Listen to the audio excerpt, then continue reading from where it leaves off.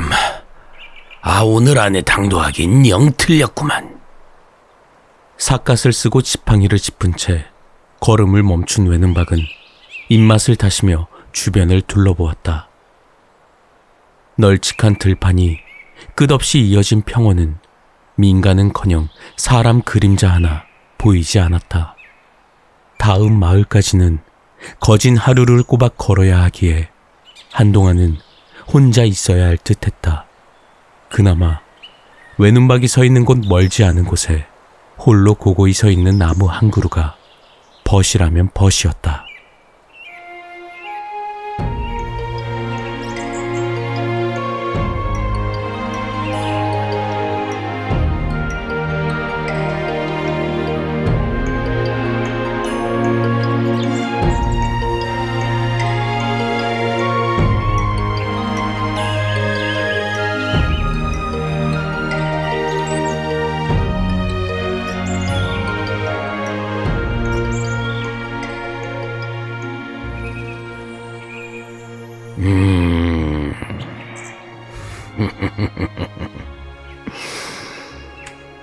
뭐 오랜만에 혼자서 여유를 즐기는 것도 나쁘지 않겠지.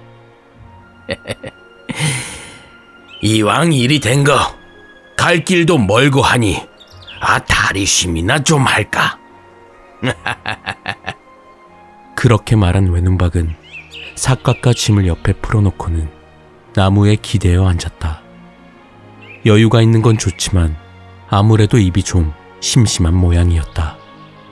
괜시리 한적한 들판을 쭉 둘러본 외눈박은 아쉽다는 듯 입맛을 다시고는 입을 열었다.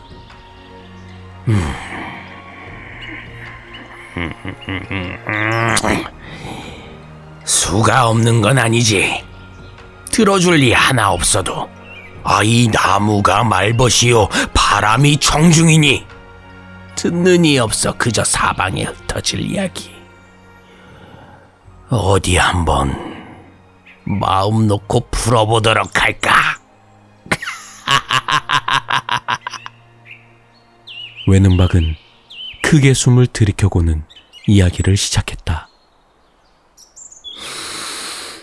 자, 이야기꾼 외눈박이 들려주는 재미난 이야기. 오늘의 이야기는 저 산 넘고 들질러 멀고 먼 마을, 세월 지나 잊혀진 어느 마을에 살던 못난이 청년 박규태에 대한 이야기요.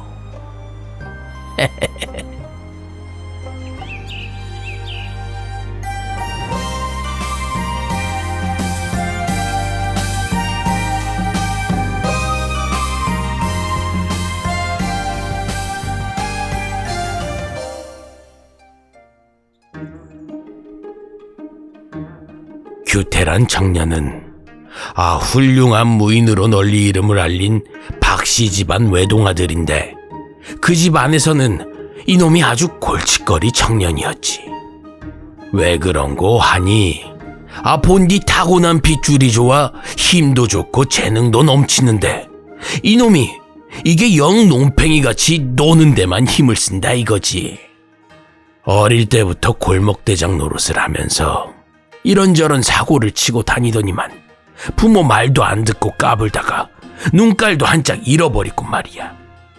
애꾸가 되었으니 정신을 차릴 만도 하건만 그래도 정신 못 차리고 놀러 다니기만 한다 이거지. 사람들은 저마다 이제 그 태상 같던 박씨 집안도 그 운이 다했다 수군거렸지. 저 아들놈이 집안을 망쳐놓을 건 뻔하디 뻔한 일이었으니 규태의 아버지는 틈날 때마다 규태를 불러 조용히 꾸짖었지. 규태야, 내가 널 관례 전부터 아명이 아닌 이름으로 부른 이유가 무엇인지 아느냐? 네가 짊어진 짐이 크기 때문이다. 내가 왜 큰 대가를 치르면서 깐부기를 되치해 널 구해주었는지 아느냐? 넌 해야 할 일이 많기 때문이다. 내가 왜 너에게 매를 들지 않고 언성을 높이지 않는지 아느냐? 넌 중요한 인물이기 때문이다. 네가 내 뒤를 이어 우리 박씨 가문의 이름을 빛내줄 중요하고 또 중요한 인물이기 때문이다. 잠시간의 방황이라면 내 눈 감아주겠다. 하지만 날 실망시키는 일, 우리 가문을 실망시키는 일이 일어난다면 내 절대 가만히 있지 않을 테니 똑똑히 기억하거라. 하나하나 비수가 되어 날카롭게 찔러대는 말임에도 규태는 정신을 차리지 못했어. 좀처럼 싫은 소리를 하지 않던 규태 어머님도 규태를 데려다 앉혀놓고 이리 말씀하셨지. 설아, 나뿐 아니라 네 아버님 그리고 우리 집안에서 너에게 거는 기대가 크구나. 내겐 재능이 있으니 그걸 꽃 피울 만한 노력만 있으면 분명 큰 일을 해낼 게야. 관례를 치른 어른임에도 여전히 아명으로 불러주시는 자상한 어머님까지 그리 말씀하시는데 규태는 여전히 정신을 차리지 못했지. 아니, 사실 정신을 못 차렸다기보다는 그저 도망치던 거였어. 자신이 가진 능력에 비해 해야 할 것과 사람들의 기대가 너무 컸거든. 최선을 다했다가 기대에 못 미치는 결과가 나올까 두려웠던 게지. 그래, 그래서 비겁하게 도망만 다녔던 거야. 바보 행세를 하고 논팽이 행세를 하면서 그대로 시간이 지났으면 그냥 당화가 되어버리던가 아니면 마지못해 정신을 차리고 그럭저럭 뭐라도 되었거나 했을 텐데. 안타깝게도 박씨 집안에 비극이 찾아왔지.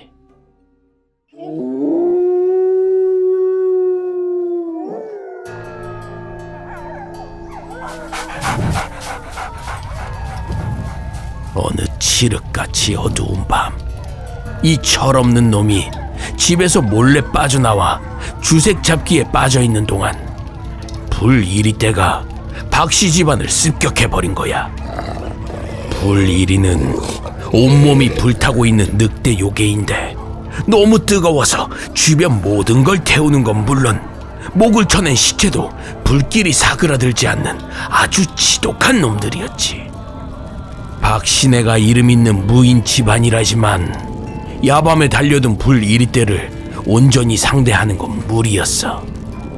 규태 아버님의 신출기모란 무예 덕에 그만둔 불이리를 다 잡아낼 수는 있었지만 식솔들과 하인들은 전부 불에 타 죽거나 물려 죽었지. 요괴들을 잡아낸 그 자신 역시 화상을 심하게 입고 탈진한 상태라 오래 버티지 못하는 상황이었어. 그 와중에 이 철없는 규태놈이 뒤늦게 돌아온 거지. 규태는 난리가 난 집안을 보고는 깜짝 놀라서 아버님에게 달려갔어. 아버님을 살리려 해봤지만 이미 늦었지. 어쩔 줄 모르고 있는 규태에게 아버님은 말했어. 규태는 원망과 규탄, 꾸지줌을 받을 거라 생각했지만 아버님은 그러지 않으셨어.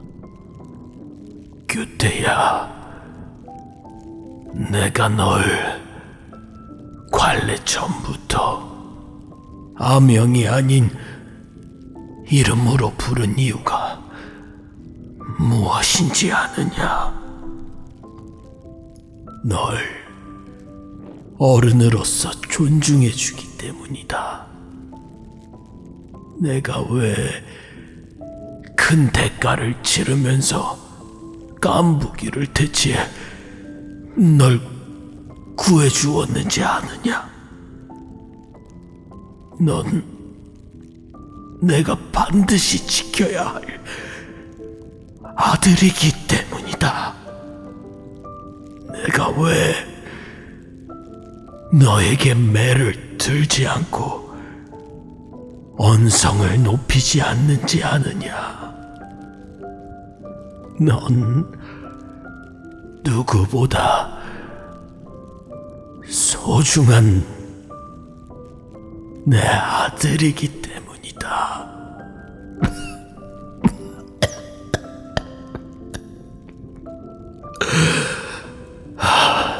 그간 내 욕심으로 너에게 무거운 짐을 지어주려 해서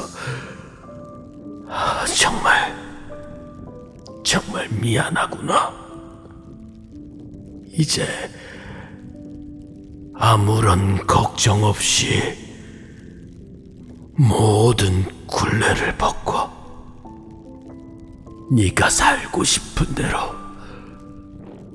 자유롭게 살도록 해라. 아버지,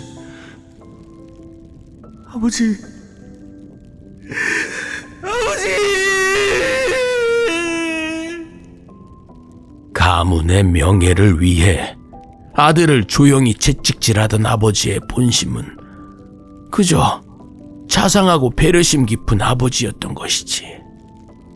그 말을 끝으로 아버님이 숨을 거두시자 규태는 다짐했어. 아버님의 유언을 지키지 않기로 말이야. 이런 짓을 저지른 놈에게 복수를 하겠다 생각한 거지. 이놈도 영 바보는 아닌지라 요괴가 아무 이유 없이 습격을 하지는 않았을 거고 배후가 있을 거라 생각했지. 다행히 잡기에 능하고 아는이 많은 덕에 배후에 누가 있는지 알아낼 수 있었지. 박씨 집안과 대척점에 있던 문인 집안 중 하나였어. 사실 기세 좋은 박씨 집안 기나 좀 죽이려고 가볍게 사주했던 건데 아무래도 이를 받은 놈이 적당히를 모르고 그 사단을 내버린 모양이야. 우습게도 애써 알아낸 그 배후는 이미 박씨 집안 사건을 사주했다는 사실이 밝혀져 본인은 물론 가족들까지 참수를 당해버린 상황이었어. 업이라면 업이지만 그 덕에 규태의 분노는 그 대상을 잃었지. 그 갈골 잃은 분노가 향한 곳은 요괴들이었어. 더욱더 커진 분노가 모든 요괴들을 멸하리라 다짐하게 만든 거야. 하지만 단검 하나 달랑 들고 호기롭게 덤벼든 별 볼 일 없는 요괴 한 마리에게 초주검이 되고 말았지. 그때 죽어버렸다면 세상에 그보다 더 우스운 이야기는 없었을 테지만 다행인지 불행인지 지나가던 노인에게 구해져 목숨을 연명했고 한때 대단한 요괴 사냥꾼이었다던 그 노인의 밑에서 수련을 할 수 있었지. 부모님이 그렇게 닥달할 때는 멀리 하던 수련이었지만 복수심과 분노로 가득한 규태는 쉴 틈 없이 자신을 몰아세우며 단련에 단련을 거듭했어. 그리고 3년이 지나 노인의 임종을 지켜본 후 모든 준비를 마치고 하산했지. 허접한 단검 대신 손에는 윤회도를 들고 텅 빈 눈두덩이에는 심이안을 박아 넣은 채 말이지. 하지만 보구 2개를 거저 쓸 수는 없는 노릇이었어. 대단한 보구들이니만큼 쓰면 쓸수록 몸 안에 요기가 차서 그걸 잘 다스리지 못하면 순식간에 요괴가 되어버릴 터였지. 다행히 규태는 분노로 가득 찼을지언정 어리석지는 않았어. 때문에 자신이 힘을 써야 하는 이유와 요괴를 없애야 하는 이유를 기억하고 또 마음을 다스리고 평온함을 유지하는 데 온 힘을 다했지. 그럼에도 몸 안에 요기가 쌓이는 건 어쩔 도리가 없었지만 말이야. 아무튼 완성된 규태는 전국을 떠돌며 요괴들을 대체하기 시작했어. 소문은 순식간에 퍼져나갔지. 아주 무시무시한 요괴 사냥꾼이 나타났다고 말이야. 자연히 소문을 들은 사람들은 규태에게 물어왔지. 이름을 알려주시오. 요괴를 물리치고 저희를 구해주신 은인의 이름이라도 기억하고 싶소. 규태는 고민했어. 복수를 다짐하면서 박규태란 인물을 마음속으로 없애버렸거든. 박시성을 사용할 자격도 없을 뿐더러 이름이랍시고 다른 벼로를 만들고 싶지도 않았어. 그러다 문득 아버님과 어머님이 불러주시던 이름을 떠올렸지. 설이야 라고 불러주시던 어머니, 규태야 라고 불러주시던 아버지. 설이, 규태. 규태는 자신의 이름을 묻는 자들에게 이렇게 대답했어. 설이태, 그게 내 이름이다. 그렇게 조선 최고의 요괴 사냥꾼, 타오르는 한기 설이태가 탄생한 거지. 외눈박은 우수에 젖은 얼굴로 이야기를 마쳤다. 수만 번의 칼을 휘둘러 조선 땅에서 요괴를 전부 몰아낸 설이태. 마지막 요괴를 베어넘긴 설이태는 그날로 2개의 보고를 봉인하고 설이태란 이름을 버렸어. 그렇다고 원래 이름을 되찾지는 않았지. 그 이름의 주인은 이미 수백 년 전 사람이었거든. 그래, 몸에 쌓인 요기로 인해 죽지도 못하고 늙지도 못한 채 억겁의 시간 동안 요괴만 썰어 넘긴 거야. 대신 불가능할 거라 여겼던 수건을 이루고 가족의 복수를 끝낸 의미로 가문의 성씨만은 다시 사용하기로 했지. 이제야말로 아버님의 유언대로 자유로운 삶을 살기로 마음먹기도 했고 말이야. 외눈박은 자리에서 일어나 양팔을 크게 벌린 채 소리쳤다. 그렇게 탄생한 인물이 이야기 찾아 조선 팔도 두루두루 헤집고 다니는 이야기꾼 외눈박. 바로 이 몸이라 그 말씀이지. 이? 외눈박이 말고 외눈박. 누가 뭐래도 난 아버님의 성, 가문의 성씨를 이어받은 자랑스러운 박간이 말이야.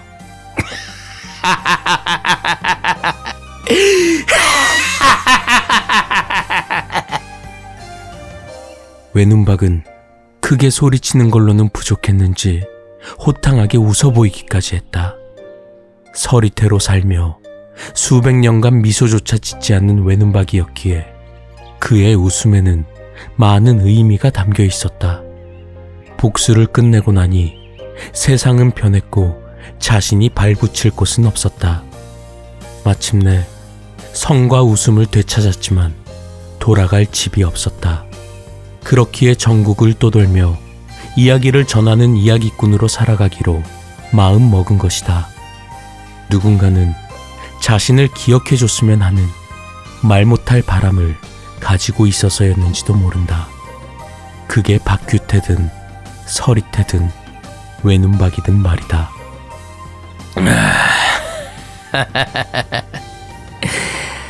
듣는 이가 없어 할 말 못할 말, 눈치 볼 것 없이 떠들 수 있으니 그건 좋구만. 좋아, 이 외눈아재 이야기는 이걸로 끝.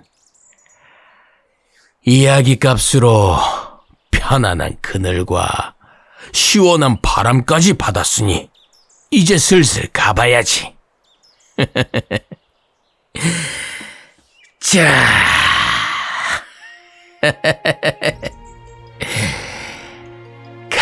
가자. 어여가자. 이야기 전하러 차가보자.